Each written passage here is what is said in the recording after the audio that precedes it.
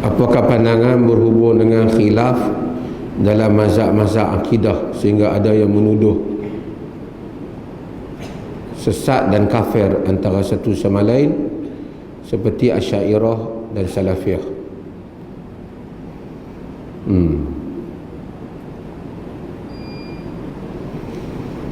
Pertama, tuan-tuan,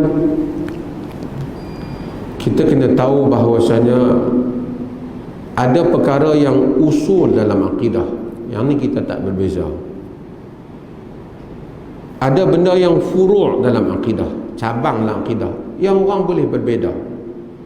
Macam dalam fiqh, ada benda yang tak boleh berbeza, ada benda yang orang boleh berbeza. Ada perbahasan-perbahasan yang memang ulama-ulama berbeza. Allah Ta'ala turun 2/3 malam, sulusul akhir, 1/3 yang akhir. Ada yang kata Allah Ta'ala turun dengan layak dengan kebesarannya, tapi dia kata kalau macam tu Tuhan sama dengan manusia turun. Kalau dia turun, kosong tempat yang dia turun tu. Kalau dia turun, masa bila dia naik?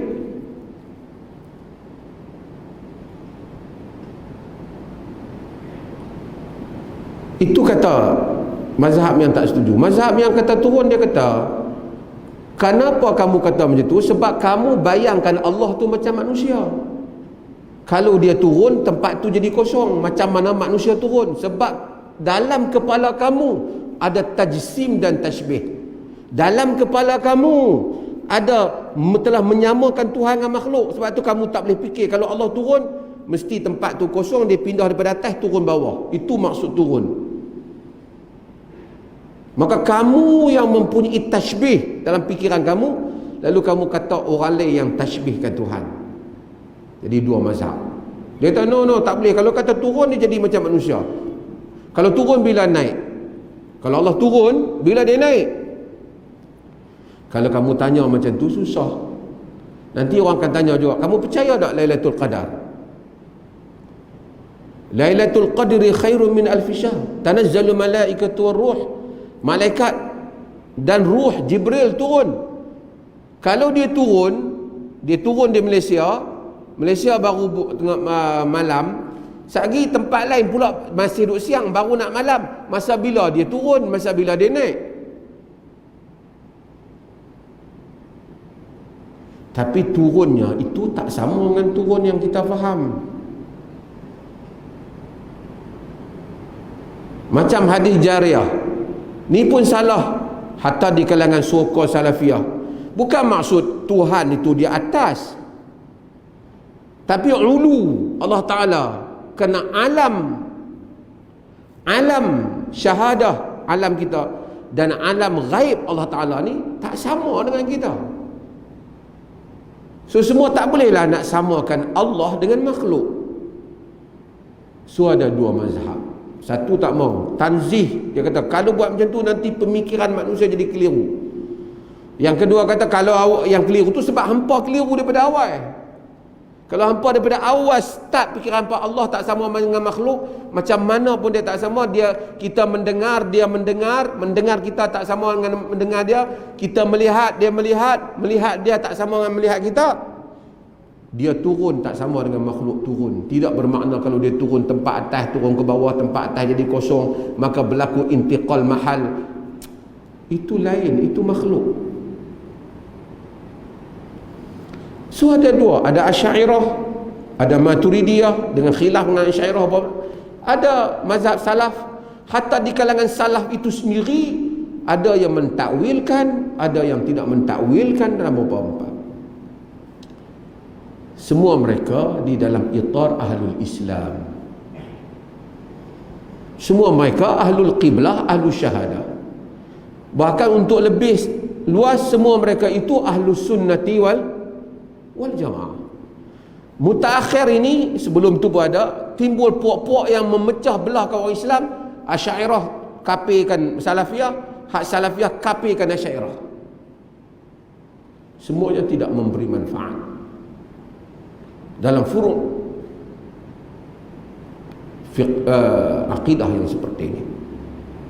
Mungkin kita kata akhta, salah, tapi bukan sampai mengkafirkan, kerana kesemuanya bermaksud tanzih. Kesemuanya selagi mana menyatakan laisa kamislihi syai'.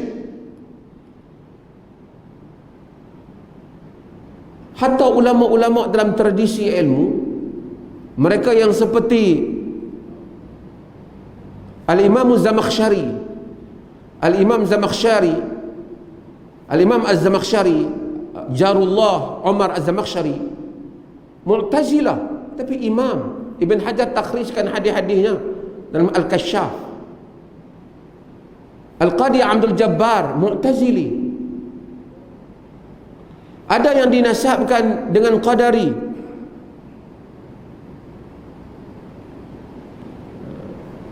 Di kalangan para ulama, Muhammad Ibn Ishaq antara yang dituduh sebagai qadar. Qatadah bin Da'amah Asy-Syadusi dituduh. Kalau kita nak main macam tu, menyesatkan, tak ada faedah. Kita kata dia punya pendapat, kita tak setuju. Ni punya pendapat, kita setuju. Yang ni kita tak setuju. Dalam hadis Bukhari yang selalu saya sebut ulang, tuan-tuan, Nabi SAW cerita satu orang lelaki yang bila dia nak mati, dia rasa dia berdosa banyak dah. Dia minta supaya anak-anak dia bakar dia. Idza mittu fa ahriquni thumma dhanuni thumma dharuni fir rih. Kalau aku mati, bakar aku, tumbuk mayat aku ni bagi halus, summa dharuni fir rih, kemudian pi tempat angin kuat tu, lepas abu mayat aku tu supaya mayat tu bertebaran. Dia kata, fa wallahi la in qadarani rabbi la yu'adzibani azaban la yu'adzibuhu ahada. Demi Allah, kalau Tuhan dapat tangkap aku, dia azab aku yang mana dia tak azab siapa-siapa pun macam tu. Pasal apa dia suruh tumbuk tu? Dia duk ingat bakar, halui, lepas ke angin, abu pi merata, Tuhan tak tangkap, tak boleh tangkap dia dah. Punya akal. Geng tu duk ada lagi bala. Mungkin nak tu buat duk bakar lah kan.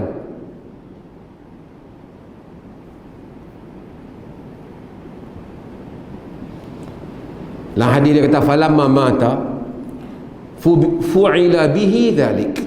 Bila dia mati, anak-anak dia buat macam tu, dilakukan pada dia seperti itu. Bila dia mati, ambil, buang. Lepas pada tu, Allah Subhanahu wa ta'ala perintahkan bumi supaya bumi himpun dia. Fajma'i ma fiki min. Allah perintah kat bumi, himpunkan debu dia tu. Bumi pun perintah, fa fa'alat fa idza huwa qa'im. Bumi pun buat, tiba-tiba dia berdiri depan Tuhan. Tuhan himpunkan dia. Dia nak lari dengan Tuhan, Allah himpun dia. Nak lari mana Tuhan Allah Ta'ala? Segala langit dan bumi yang begitu luas dia punya, dia ada fikir dia boleh lari.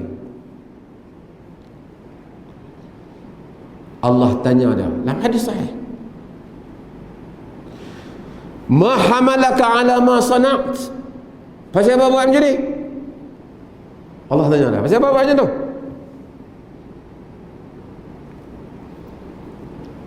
Qala ya Rabb khasyatuk.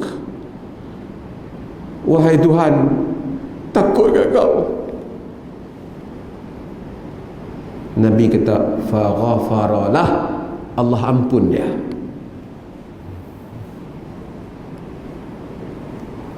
Hadis ni menimbulkan iskal. Hadis ni menimbulkan persoalan. Macam mana Allah ampun dia? Dia ni ada masalah akidah yang serius ni. Apa masalah akidah dia yang serius? Dia duk sangka Tuhan tak boleh tangkap dia. Dia syak. Dia tak beriman pada kudrat Tuhan yang maha berkuasa. Dia rasa dia boleh lari dan lepas daripada Allah Ta'ala. Apa lagi masalah dia ni? Cuma yang ada kepada dia satu benda. Ada apa? Takut Allah. Ulama-ulama bahas hadis ni. Al-Khattabi, Ibn Taymiyah sebut, Ibn Qayyim sebut, banyak. Ibn Hajar sebut dalam Fathul Bari.